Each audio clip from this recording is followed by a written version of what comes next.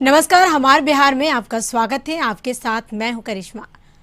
खबरों की करेंगे शुरुआत। सबसे पहले बात करेंगे पूर्व मुख्यमंत्री जीतनराम मांझी और तेज प्रताप यादव के बीच चल रही मुलाकात खत्म हो गई। दोनों नेताओं के बीच तकरीबन 40 मिनट तक बंद कमरे में बातचीत हुई।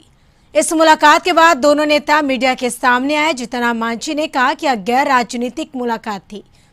लालू जी का जन्मदिन और जब तेज प्रताप से मुलाकात हुई तो पारिवारिक चर्चाएं हुई। इसके साथ ही गैर राजनीतिक संगठन बनाने की भी चर्चा की गई। मांझी ने कहा कि वे एनडीए का हिस्सा हैं और रहेंगे। मुलाकात के बाद तेज प्रताप ने कहा कि वह मांझी अंकल से हमेशा मार्गदर्शन लेते रहते हैं और अचानक उन्हें मिलने का दिल किया तो मांझी जी से मिलने चले आए। लगातार गुजर रहे हैं। ये कोई नई बात नहीं है कि अंकल पीछे पहले नहीं मिले। लगातार हम मिलने का भी काम करते हैं, उनका मार्गदर्शन हम लेने का भी काम करते हैं। ऐसा बात नहीं है। अपना ऐसे ही जो पारिवारिक जो संबंध है अपना, उसी को हम आज सोचे कि बहुत दिन हो गया कोरोना काल के बाद, जब इतना के बाद लॉकडाउन खुला तब आकर के सोचे कि एक बार मुलाकात कर लेते हैं बस। और कोई कहने को तो बहुत लोग कर सकते हैं, बात कर सकते हैं। भाई भी पार्टी में अलग अलग होते हैं, भाई भाई भी अलग होते हैं, माता और बेटा भी नीचे वैसे परिस्थिति तेज प्रताप अगर हमारे पास आए हैं, इसका कतई मतलब नहीं है कि कोई राजनीतिक लेकिन नीतीश कुमार सुबह ही अपने दल बल के साथ बता दें कि नगर भ्रमण पर निकले थे और मुख्यमंत्री सबसे पहले मीठापुर बस स्टैंड पहुंचे और वहां उन्होंने चल रहे निर्माण कार्यों का जायजा लिया।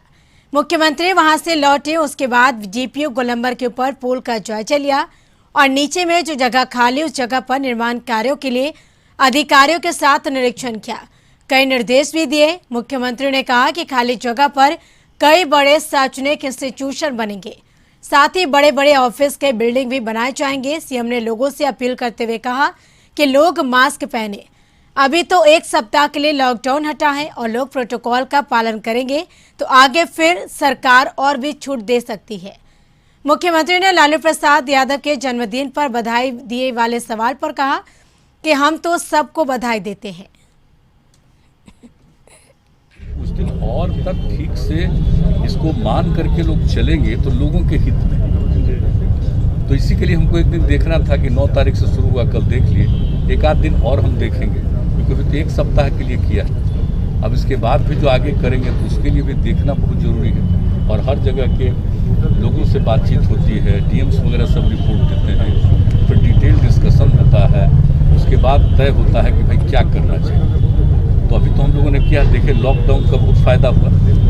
अब हमको पूरा भरोसा है कि लॉकडाउन को तो समाप्त किया है, लेकिन कई तरह की व्यवस्था कर रहे हैं लोगों के लिए और कई तरह के लिमिटेशन भी किए गए हैं। इसको देखते हुए अभी बहुत जरूरी है। लेकिन हम आप सब लोगों से प्रार्थना करेंगे कि सबको जरा मास्क का कहिए, तो बहुत जरूरी है। ये रहेंगे तो इस पर असर कम पड़ेगा। समस्तीपुर पहुंचे बिहार सरकार के उद्योग मंत्री शाहनवाज हुसैन ने एनडीए में टूट के सवालों पर सफाई देते हुए कहा कि जदयू बीजेपी टूटने वाली नहीं, टूटने वाली पार्टी है। उन्होंने कहा कि कांग्रेस डूबता हुआ जहाज है, राजद के साथ खुद खेला हुआ है, वो क्या खेला करेंगे। तो वहीं जीतनराम मांझी के बयान पर शाहनवाज हुसैन ने कहा कि विभाग में बहुत सारे काम है, मालूम नहीं कौन क्या कहता है।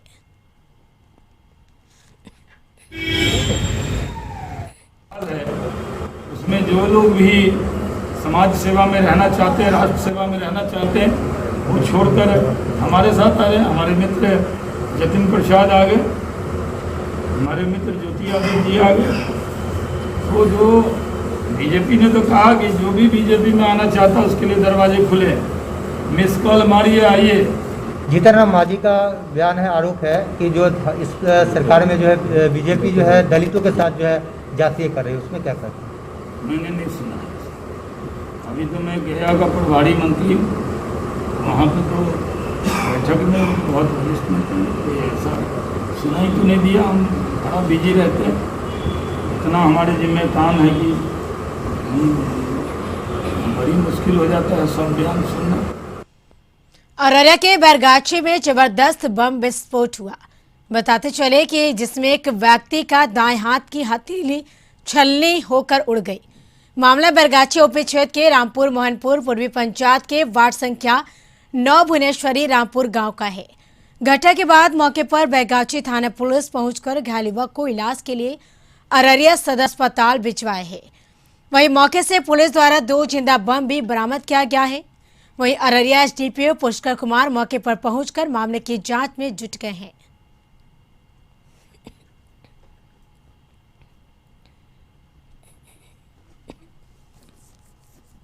हाँ, इसी गांव के मामले में अभी आए थे तो रात को जो इंजर्ड जिसका हाथ बम से जख्मी हुआ था उसको रात को ही थाना अध्यक्ष ने हॉस्पिटल भिजवाया था। फिर वो आ गया था, उसको पुनः इलाज के लिए रेफर किया गया है। लेकिन प्रथम दृष्टया संदिग्ध मामला लग रहा है और ये रात को इस तरफ जबकि घर उसका दूसरे तरफ यहाँ आया और उसके बाद ये एक छड़ से लगता है टकरा के ये खुद ही अपना बम लगता है बनाया था। ऐसे पता चला है कि राजा नाम का एक व्यक्ति है जिससे इसकी दुश्मनी थी और इसका आरोप है कि राजा बम मारा है, लेकिन राजा नहीं बम मारा, ये खुद बम बनाया था और ये बम मारने के लिए राजा को जा रहा था। इस सभी बिंदुओं पर जांच किया जा रहा है कि आखिर वास्तविक सच्चाई क्या है। खबर के बाद जन अधिकार पार्टी की ओर से शौचालय में रहने को मजबूर नालंदा जिले के करायपर शुराय प्रखंड में चिकसौरा थाना स्थित दीरीपर गांव निवासी कौशल्या देवी और उसकी 8 वर्षीय पोती सपना कुमारी की 1 साल का सूखा राशन और 10,000 की नकद देकर आर्थिक मदद की गई। इस मौके पर जाप के युवा प्रदेश अध्यक्ष राजू दानवीर ने कहा कि मीडिया में चल रही खबर के बाद जाप अध्यक्ष पप्पू यादव के निर्देश पर हम यहां इस परिवार के लिए मदद लेकर आए हैं। अभी हमने उन्हें सूखा राशन आर्थिक मदद की है और साथ ही जन अधिकार पार्टी इस 8 वर्षीय बच्चे की पढ़ाई से लेकर शादी तक के खर्च का निर्वहन करेगी। दानवीर ने कहा कि नालंदा की पहचान दुनिया भर में अव्वल है, लेकिन आज यहाँ भी लोग इस तरह की मुफलिसी में जीने को मजबूर है। यह मुख्यमंत्री का जिला है और यहाँ लोग शौचालय में रहने को मजबूर है। लगा कि एक शौचालय में बूढ़ी माँ अपनी 8 वर्षीय पोती के साथ कई दिनों से रह रही है। आखिर क्या वजह था कि वो शौचालय में रहने के लिए मजबूर है? या तो उनके पास घर नहीं होगा या फिर कुछ वो पैसे नहीं होगा कि जो आप घर को मरम्मत नहीं कर सकते टूटा हुआ। तो यहाँ जब गांव वालों से हमने पूछा तो सैकड़ों गांव वाले ने यही जवाब दिया कि ये शौचालय में ही रहती है। दादी माँ से हमने पूछा तो ये भी स्पष्ट बोले कि हम लोग साल भर से शौचालय में रहते हैं, बारिश आता है तो ऑलरेडी शौचालय में चली जाते हैं और कभी कभी बाहर, कभी धूप आया तो शौचालय में। तो यहाँ के जनप्रतिनिधि कहाँ है? बिहार पुलिस एसोसिएशन के अध्यक्ष मृत्युंजय सिंह को बता दें कि बर्खास्त कर दिया गया है। इस मामले पर एक प्रेस कॉन्फ्रेंस कर महामंत्री कपिलेश्वर पासवान ने फोन की, यानी डीजीपी को फोन करना कोई उल्लंघन नहीं है। कोरोना संक्रमण काल में पुलिस वाले की मौत को लेकर फोन किया था। तो वहीं मृत्युंजय सिंह ने कहा कि हम सब मिलकर डीजीपी से बात करने जाएंगे और निलंबन खत्म करने की मांग करेंगे। साथ ही सीएम नीतीश कुमार से गुहार लगाएंगे। करीब 6-7 बार 3 घंटा के अंतराल में हमने फोन की थी। उन्होंने नहीं उठाया तो उनके व्हाट्सएप पर हमने एक आवेदन बना के दे दिया था जिसमें हमारे 3-4 सदस्य की डेथ हुई थी और 1 से 2 सदस्य बहुत गंभीर रूप से बीमार थे। तो उनके लिए कि इनकी इलाज के लिए व्यवस्था किया जाए। और घंटा बीत गया, 2 घंटा बीत गया, 3 घंटा, तो हमारे जो भी बीमार सदस्य पूछ रहे थे कि क्या अभी तक हुआ। तो हमने बोला डीजीपी साहब अभी तक बात नहीं पाई, फोन नहीं उठाए हैं। ये बात मतलब कि सदस्यों को क्यों बताया गया, ये बात मीडिया में आ गई। जब डीजी साहब ये है तो कार्रवाई योग्य बात नहीं थी तो डीजी साहब से हम लोग मिलेंगे इस संबंध में। इनके हमारे अध्यक्ष महोदय से स्पष्टीकरण भी पूछा गया था, इन्होंने जवाब भी दिए। फतुहा रेलवे स्टेशन के पास वट वृक्ष के नीचे आकाशीय बिजली ने कहर बरपाया। पेड़ के नीचे वज्रपात से 4 लोगों की मौत हो गई, जबकि 2 लोग घायल हो गए जिन्हें बेहतर इलाज के लिए पीएमसीएच भेजा गया है। मरने वाले 4 लोगों में एक गर्भवती महिला, एक 45 वर्षीय पुरुष और एक 14 वर्षीय किशोर और एक 9 वर्षीय बच्ची शामिल है।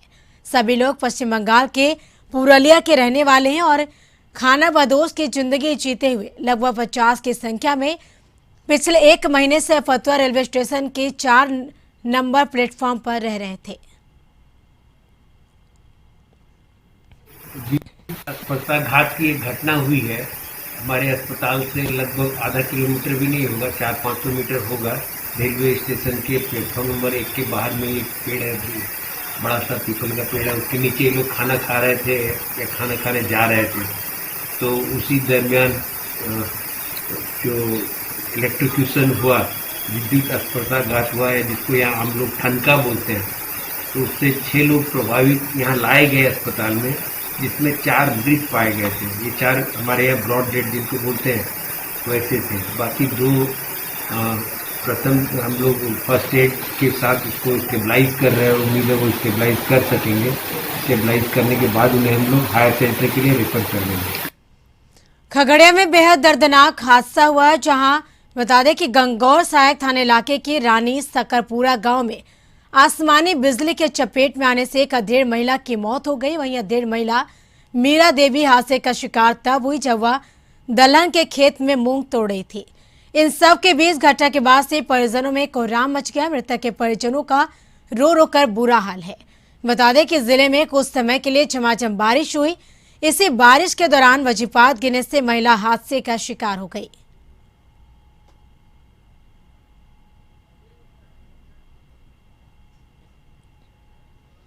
नवादा के मेस्कौर प्रखंड अंतर्गत तेतरिया पंचायत के सतुआ गांव निवासी शहनवाज आलम और वाहिद अंसारी मेस्कौर के मध्य विद्यालय में बनाए गए वैक्सीनेशन सेंटर पर टीका लेने पहुंचे। उन्होंने वहां मेस्कौर स्वास्थ्य विभाग की पोल खोलकर रख दी। उन्होंने बताया कि बुधवार को टीका लेने हेतु अपने मोबाइल से रजिस्ट्रेशन किया तो शुक्रवार को टीका लेने का समय दिया गया, लेकिन बृहस्पतिवार को ही टीका लेने का प्रमाण पत्र जारी हो गया, जो स्वास्थ्य विभाग की लापरवाही है। वाहिद अंसारी मेरा नाम है। घर कौन सा गांव है? घर मेरा कोसा हुआ, नानी घर सतुआ में रहते हैं। क्या दिक्कत हुआ आपके साथ? मैंने परसों अपॉइंटमेंट ऑनलाइन किया था। हाँ। कल का डेट में कल यहाँ आप दिखाए थे, पूरा बंद हो चुका था। लेकिन कल ही शाम में रात में मेरा सर्टिफिकेट आ गया। वैक्सीन अभी लगा है। दिखाइए सर्टिफिकेट। वैक्सीन अभी लिए? अभी लिए, जस्ट अभी लिए। यहाँ रुकेंगे छोटे से ब्रेक के लिए। ब्रेक के बाद जल्द हाजिर होंगे। समस्तीपुर से खबर। बीएसएस फाइनेंस कर्मी में से 7 लाख की लूट हुई है। बैंक ऑफ इंडिया के ब्रांच में रुपए जमा करने जा रहा था कर्मी। बाइक सवार अपराधियों ने इस लूट की वारदात को अंजाम दिया है। पटोरी के हबासपुर गांव के पास यह वारदात हुई। पुलिस मामले की जांच में जुटी है। समस्तीपुर से खबर, जहां बीएसएस फाइनेंस कर्मी से 7 लाख की लूट हुई है। बैंक ऑफ इंडिया के ब्रांच में रुपया जमा करने जा रहा था कर्मी और इसी दौरान बाइक सवार अपराधियों ने इस लूट की वारदात को अंजाम दिया। पटोरी के हबासपुर गांव के पास यह वारदात हुई है। पुलिस मामले की जांच में जुटी है।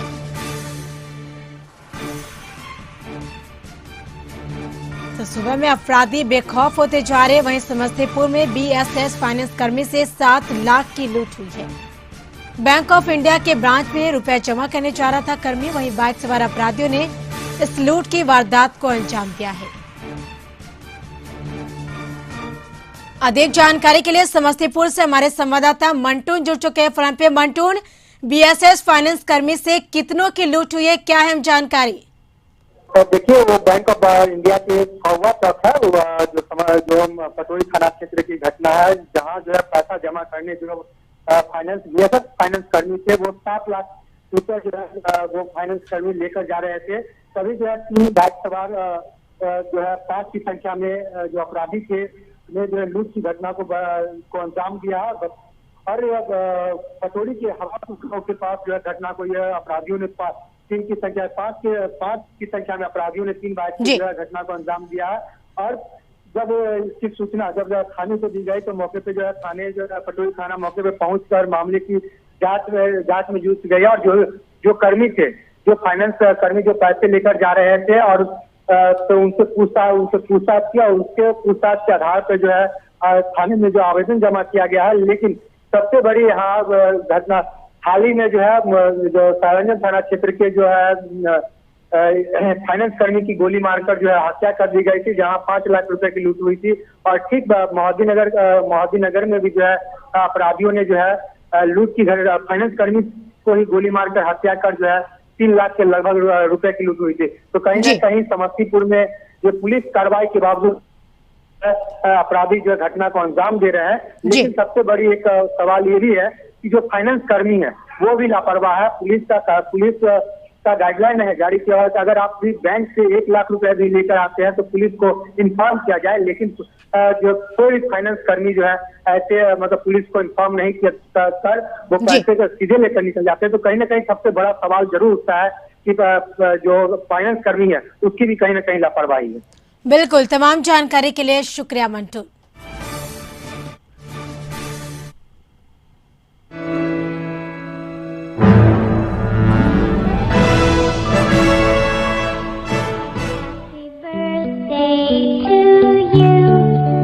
Happy birthday to you.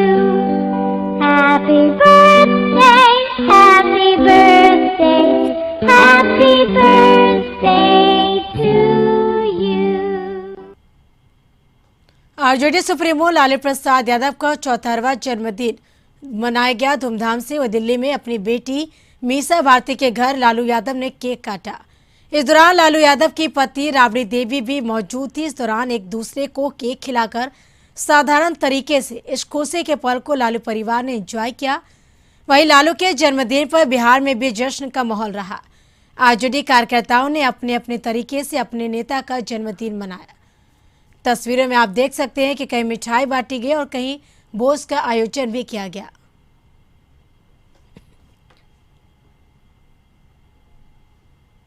Rajad supremo Lalu Yadav के 74वें जन्मदिन के अवसर पर पूरे बिहार में राजद कार्यकर्ता से लेकर वरीय नेताओं के द्वारा कई तरह के कार्यक्रमों का आयोजन किया गया। इसी क्रम में मुंगेर जिला के तारापुर विधानसभा क्षेत्र में राजद के प्रदेश सचिव बता दें कि जितेंद्र कुशवाहा के द्वारा नक्सल प्रभावित इलाके के गंगटा पंचायत के बीवे गांव में दलित भोज का आयोजन किया गया, जिसमें राजद के प्रदेश सचिव जितेंद्र कुशवाहा ने दलित बच्चों के साथ खाना खाया और दलित बच्चों को लालू जी के बारे में बताया और लालू जी के जन्मदिन की खुशियां दलित बच्चों के बीच साझा किया। इस मौके पर हजारों लोगों को खाना खिलाया गया। इसके पूर्व तारापुर में लालू जी के जन्मदिन पर केक भी काटा गया।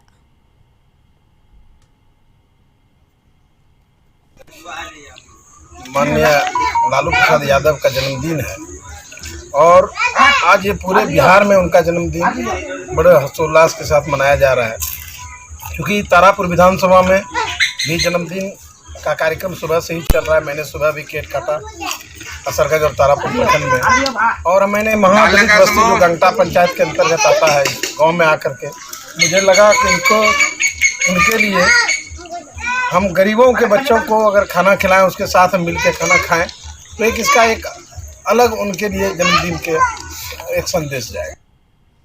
कांग्रेसी कार्यकर्ता पेट्रोल, डीजल और रसोई गैस की कीमतों के खिलाफ सड़कों पर उतर गए थे। देश सहित पूरे बिहार में कांग्रेस कार्यकर्ताओं ने केंद्र सरकार के खिलाफ हल्ला बोला। जगह जगह सड़कों पर उतरे कांग्रेसी कार्यकर्ताओं ने हाथ में पोस्टर लेकर प्रदर्शन किया। अलग अलग जिलों की ये तस्वीरें आप देख रहे हैं, जहां पहली तस्वीरें पटना की, दूसरी तस्वीरें बेगूसराय, तीसरी छपरा और चौथी खगड़िया की तस्वीरें, जहां पे पेट्रोल डीजल की बढ़ती कीमतों को लेकर कांग्रेस के द्वारा प्रदर्शन किया गया। जो पेट्रोल और डीजल का दाम है उस हिसाब से होना चाहिए, लेकिन यह सरकार अपने फायदों के लिए या चंद अमीर घरानों के फायदा के लिए सभी जनताओं को लूट रही है और इंस्टॉलमेंट उसे मरने का व्यवस्था कर रही है। जनतांत्रिक विकास पार्टी के राष्ट्रीय अध्यक्ष अनिल कुमार ने बीपीएससी रिजल्ट में बीसी और जनरल कैटेगरी का सिलेक्शन बराबर यानी 535 अंक रखने पर सवाल खड़े किए। कहा कि 2019 की तरह इस बार भी बीपीएससी रिजल्ट में खेला हो गया है। यह सब यकीनन मुख्यमंत्री नीतीश कुमार के निर्देश पर ही हुआ। आखिर नीतीश कुमार यह खेला क्यों कर रहे हैं? मंडल की राजनीति पर सत्ता में आए नीतीश कुमार कमंडल की गोद में बैठकर मंडल को खत्म करने की साजिश कर रहे हैं। रिजल्ट निकला, देर आए लेकिन रिजल्ट आया। 2019 में भी एक रिजल्ट आया इस बीपीएससी का। तो रिजल्ट आना सबको कहीं ना कहीं एक जिसका हुआ उसको सुखद अनुभव भी देता है कि हमारे बेटा का, हमारे बेटी का रिजल्ट हुआ। लेकिन इस रिजल्ट में जो खेल हो रहा है, इस खेल का जवाब कौन देगा? हम ये जानना चाहते हैं, आपके माध्यम से पूछना चाहते हैं, बिहार के लोग भी जानना चाहेंगे कि आखिर ये खेल क्यों हो रहा है। मुजफ्फरपुर में किशोरी के साथ छेड़खानी का विरोध करने पर बताते चले कि घर से बुलाकर एक युवक की हत्या कर शव को खेत में फेंक देने का मामला सामने है, जहां 1 किलोमीटर दूर से पुलिस ने शव बरामद कर पोस्टमार्टम के लिए भेज दिया है। घटना मोतीपुर थाना क्षेत्र के माधोपुर गांव की है।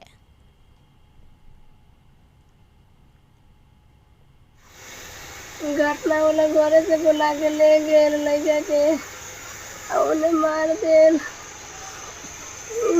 काहे के लिए मार दिया? आज 10-12 दिन पहला दूसरा के घर में ढुको रहे मेघा बा ओकरे के हमर लड़का 2-3 गोरे मिल के खैर दे लोही कंटेशन चला के। कल एक डेड बॉडी एक खेत में से मिली है जिसपे इंजरी के निशान है उसके चेहरे पे, और उसके बाद उस बॉडी को आइडेंटिफाई भी कर लिया गया है। उसके परिजनों ने 4 लोगों को अभियुक्त बनाते हुए एफआईआर दर्ज कराई है। समस्तीपुर में एक बस्ती पति ने पारिवारिक विवाद के कारण अपनी पत्नी की सोई अवस्था में चाकू गोद कर जख्मी कर दिया और अपने पुत्र के साथ फरार हो गया। घटना की जानकारी मिलने के बाद स्थानीय लोगों के द्वारा आनन फानन में जख्मी महिला को इलाज के लिए निजी अस्पताल में भर्ती कराया गया, जहां इलाज के दौरान उसकी मौत हो गई। बिहार पुलिस हो या होमगार्ड का जवान, ये कभी अपनी हरकतों से बाज नहीं आने वाले। हम ऐसा इसलिए कह रहे हैं क्योंकि जो आपको तस्वीर दिखा रही है, यह तस्वीर है सिवान जिले के नगर थाना क्षेत्र बाईपास फतेहपुर मोड़ की, जहां पर एक सीमेंट से लदे ट्रैक्टर को पुलिस वाले ने रोक रखा। इस दौरान होमगार्ड जवान ट्रैक्टर चालक से रुपयों की डिमांड करता है और ट्रैक्टर चालक उसे रुपए दे देता है, जिसकी तस्वीर कैमरे में कैद हो जाती है। जब उसे पता चलता है कि उसकी करतूत कैमरे में कैद हो गई तो माफी मांगने लगता है। समस्तीपुर में पुलिस की कार्यशैली से नाराज एक बता दें कि महिला ने समाहरणालय परिसर में तेल छिड़क कर आत्मदाह का प्रयास किया, लेकिन वहां मौजूद सुरक्षाकर्मियों की तत्परता से महिला को आत्मदाह करने पहले ही गिरफ्तार कर लिया गया। घटना के सामने बताया जा रहा है कि पीड़ित महिला का कहना है कि वह नेशनल हाईवे थाना बंगड़ा के बबकरपुर की रहने वाली, जहां कुछ दिन पूर्व गांव के कुछ मंचलों ने उसकी बेटी का अपहरण कर लिया, जिसकी शिकायत उसने स्थानीय थाने से लेकर बड़े अधिकारी तक की, लेकिन पुलिस के द्वारा अब तक कोई कार्रवाई नहीं की गई।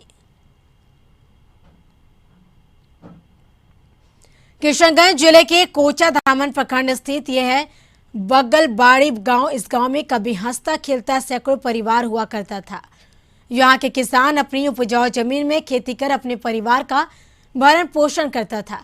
इस गांव के लोग काफी खुशहाल थे, लेकिन पिछले कई सालों से महानदा नदी के तांडव से गांव उजड़ गया और लोग बेघर हो गए। सारा नदी में विलीन हो गया सर, और साथ में जो घर था सैकड़ों घर शायद जो नदी में समा गया है, समाहित हो गया। लेकिन दुख की बात ये भी है, बड़ा बड़ा प्रोजेक्ट चलता है, इतना बड़ा सारा काम चलता है, लेकिन गवर्नमेंट के पास या हमारा जो जनप्रतिनिधि है, जो हमारा विधायक है, अगर हम अपनी बात को, अपनी समस्याओं को उन तक नहीं पहुँचाएंगे तो हमारी आवाज कौन सुनेगा। इंस्टीट्यूट में उसको टेंडर में लिया ही नहीं है, तो इसका काम 15 जून हो या 15 दिसंबर हो, पूरा करने की कोई बात ही नहीं है। बार बार हम लोग जल निस्तारण विभाग को हम लोग लिख के देते हैं, पूरा गांव वाला विधायक जी को देते हैं और सब आदमी को देते हैं हम लोग, कि हम लोग का कोई सुने, लेकिन सुनता नहीं है। हम लोग को खाली दिलासा देता है। हम लोग नरकटियागंज के योगापट्टी प्रखंड के बहुवर्बा पंचायती स्थित वार्ड नंबर 2 में पंचायत समिति द्वारा मनरेगा योजना के तहत नाला का साफ सफाई कार्य किया जा रहा है। इस संदर्भ में समाज सेवी श्री राम मुखिया एवं मनीष मंडल ने कहा कि असीम मियाँ के खेत से लेकर मनोज मुखिया के घर होते हुए तिलाव नदी तक लगभग 27 फीट मनरेगा योजना के तहत नाला का साफ सफाई कार्य कराया जा रहा है, जिसको लेकर ग्रामीणों में काफी खुशी का माहौल है। ये ग्रामीण विकास मंत्री होते हुए यहाँ का पंचायत के गरीबों को रोजगार मिला है मनरेगा से, उसके लिए मेरा लाख लाख शुक्रिया है कि ग्रामीण विकास मंत्री जो एक समस्या है और उनको हम लोग लाख लाख धन्यवाद देते हैं। मेरा नाम श्री राम मुखिया, जोगापट्टी प्रखंड के रहने वाले हैं, बहुअरवा पंचायत। कहाँ से लेकर कहाँ तक काम करा रहे हैं? आसिम मियाँ के घर तर से लेकर तिलाव नदी तक ले एक ग्रामीण विकास। कितना फीट है लंबा? 27, दो इसमें दो नाला है जिसमें दोनों मिलाकर 27। इसी के साथ बिहार की खबरों में हमारे साथ फिलहाल इतना ही। आप देखते रहिए कशिश न्यूज। नमस्कार।